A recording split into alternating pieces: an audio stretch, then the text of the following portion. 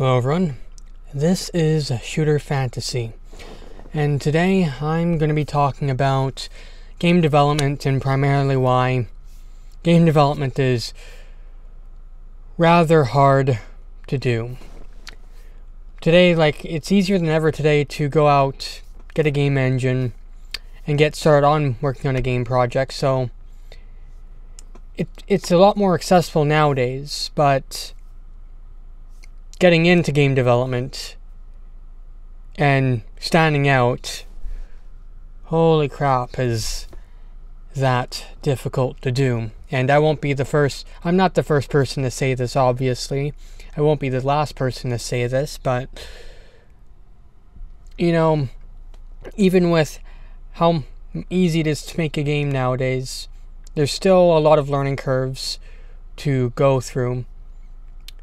And you also have the issue of people who jump into a game engine, like Unity, for example, toss a bunch of assets together and then call that a game. And using assets is fine as long as they don't become the core of the game. But because there's such a low barrier to entry, it's made it harder for everyone. And not something that is fun to have to deal with, but it is what it is. But let's get rid of assets. Let's not talk about that stuff. When I first put my hands into a game development was this magical thing. And I honestly never thought I'd have the capacity to be able to make my own games. I thought I would only ever be able to experience them, and that the voodoo magic that goes on behind games just would not be something I'd be able to accomplish. And really what I've learned throughout the years is just anything out there, if I'm willing to put the effort in, I'm able to learn it. But what I've also learned is a lot of people give up very easily. The minute they hit a roadblock, they stop and no longer pursue the thing they want to pursue because they're like, this is just too hard. I'm just going to give up now, and I'm going to do something else instead. And I'll be honest, programming, a major thing a person needs to learn. Well, depending on the type of game development you go into, if you're like an artist, a graphics artist or something, you may not have to know any programming at all. But for myself, when you don't have access to other people, when you don't have access to someone who can program, or artists, or this, that, or the other, well, you gotta learn how to do this stuff yourself. So, for me, I'll be honest, something like programming, I did not think I'd have the capacity for. I would bash my head on walls endlessly. I think I gave up. I tried learning programming and gave up on 4 separate occasions. Eventually, I picked up a programming book, and that got me in. It made something click in my head, and that got me into programming. But why did the other attempts fail? Well, I went in with a really big idea. It's like, I just want to learn how to program. I don't need to learn all the basic kiddie tutorial stuff because I'm going to be the smart person who just knows how to do it from the get-go. I'm just going to copy some code and this and the other, and I'm going to make my own stuff without learning the basics. Big mistake.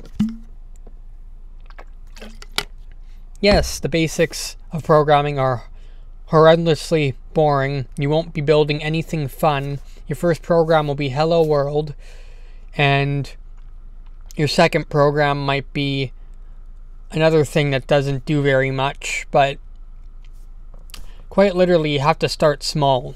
What I learned is programming is essentially using a bunch of simple concepts that when put together create these large, monolithic, and horrendously complex structures that you will only understand if you understand the basics. And quite literally how it goes is you make these really tiny, boring things, these boring programs. You might think, hey, I just want to make a game, right? And you're like, okay, I want to make a game. Let's learn. So I got to learn how to program. But you want to jump right into making a game. So you're like, okay, let's try making a game without knowing any programming concepts. Holy crap, this is too hard for me. I'm giving up. Literally, that's how it goes for most people. And that's how it went for me. When I wanted to do my own stuff, I was like, I just want to build this. Who cares about learning the basics when I just want to build the thing I want to build? But life doesn't work that way.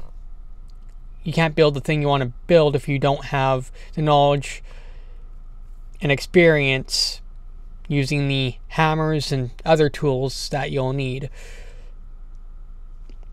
Don't actually use a hammer and such with programming, though. You'll probably break stuff.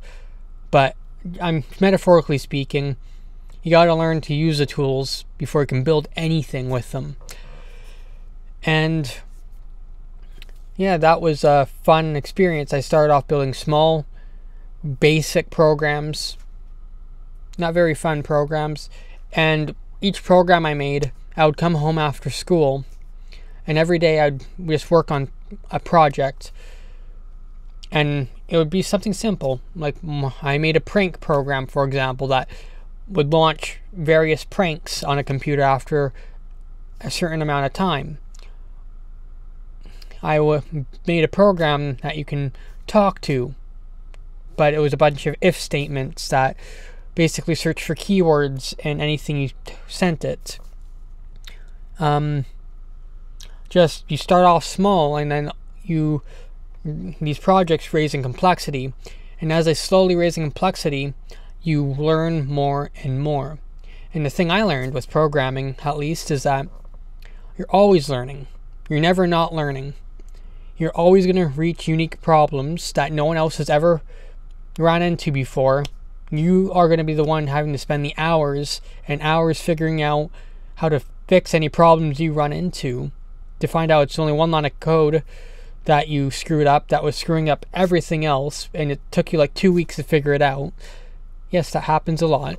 You're going to stare at a broken screen of code and wonder, why doesn't this work? But usually when you know how to program, it's not just like compile errors where the compiler says, hey, yeah, you've got these issues that aren't going to let the program compile. That sometimes happens, but mostly it's other issues like bugs where you have code that compiles just fine, but in a certain scenario, the code will break and will just cause weird things to happen. It's like, oh, okay, why is this happening? Let's spend weeks of time to figure it out. That can sometimes happen where I think with my game project that I'm currently working on, there's been bugs in the game that have been there for ages that I just have not been able to figure out yet. Some of them have to do with mathematics, which I'm not very good at. But you're always constantly learning and having to figure stuff out by yourself. So let's say we've got all this stuff in place. You've got everything sorted out. You've got programming handled, you've got music handled, you've got everything you need to make the game handled. Now we get to marketing, which even myself, I have not figured that part out yet. I've tried contacting people. I've tried contacting review sites with press releases. The odds of getting picked up that way are kind of slim unless you're already an established and known company. I've tried finding the contact information of YouTubers and sending them stuff saying, hey, I'll give you a free build of the game to just play it and show it off. Haven't really had luck that way. really it's just hard to get into the marketing side of things. At best, I've got a current partnership with Razer that I hope goes well. Ideally, I'll get some marketing support through them, and really all I have to do in return is support their OSVR platform and basically have virtual reality in my game, which I find is pretty cool. I have an OSVR headset sitting right in the back there. You might be able to see it right above the Master Chief. But yeah, I've been using that to add VR support into the game as well. And the VR support will be optional. You won't be forced to use it, but you can use it. It's there as an option. And that's been a kind of cool thing to play around with. But yeah, other than having some marketing support on the VR side of things with my game project, it's hard to really get noticed. And with 1 year left, I'll have been working on this game for 3 years. And who knows if the game's... let's just say after 3 years, you kind of want the game to sell. I want to at least sell enough copies that I can hire people to help me with the next game project, or amass enough money within the last year of development to get more people to help with the game project. And even getting on platforms is hard. Right now, the only console I have direct access to is the Wii U, which is now a defunct console. So it's one of those things where, yeah, I could develop my game and continue developing my game for the Wii U. I could release it on there and maybe get some sales from there, but I don't know who still has a Wii U at this point in time. I know a lot of people are now selling their Wii U's because they've moved on to the Nintendo Switch. And then the Nintendo Switch has a bigger install base, a larger install base.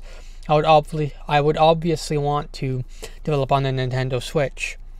But albeit having access to, I think, the Wii U hardware and the 3DS hardware, I do not have access to the Nintendo Switch hardware.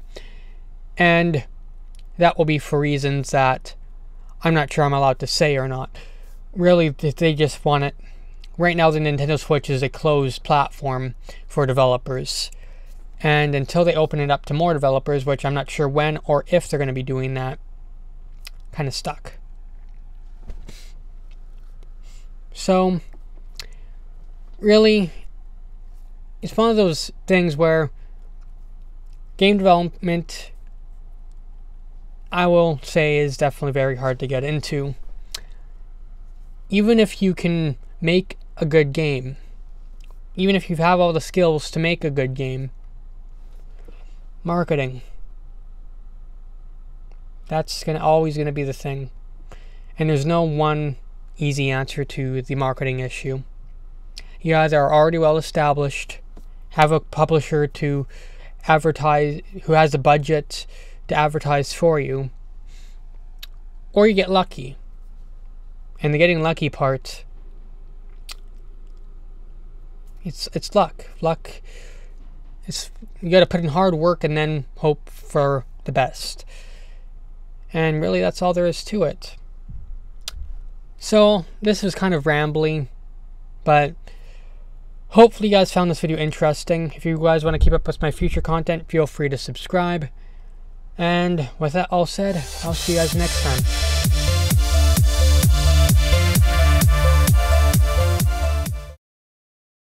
Hello there. My name is Atsena, also known as the Automated Testing Security Artificial Intelligence Network Apparatus. I was deployed by Elitotech Industries on March 3rd of 2052 to oversee all experiments and provide contextual information.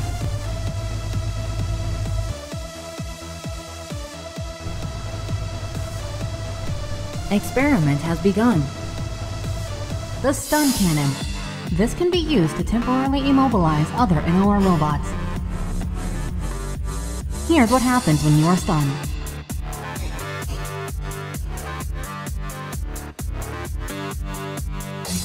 Teleporting can be used to move another NOR robot to a far location on the map relative to the position. Blockades can be used to prevent other NOR robots from using a certain path. EMPs can be used to stun a group of NOR robots at once.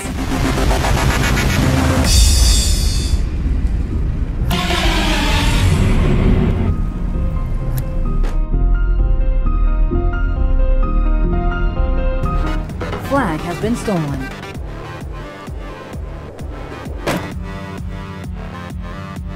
Flag has been returned.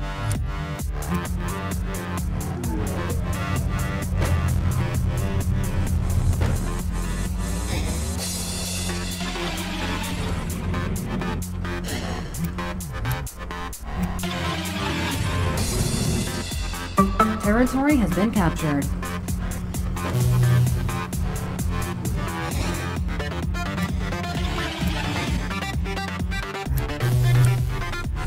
Territory has been captured.